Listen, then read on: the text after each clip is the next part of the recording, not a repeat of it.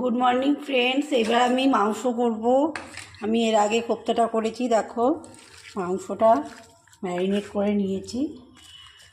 এবার আমি তেজপাতাটা ফোড়ন দিয়ে দিচ্ছি। চিকেন করছি, চিকেনটা ঢেলে দিলাম।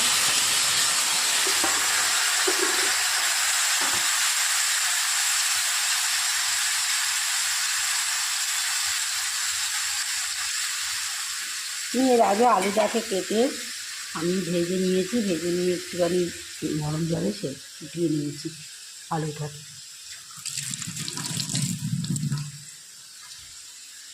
হলুদটা একটু লাগবে,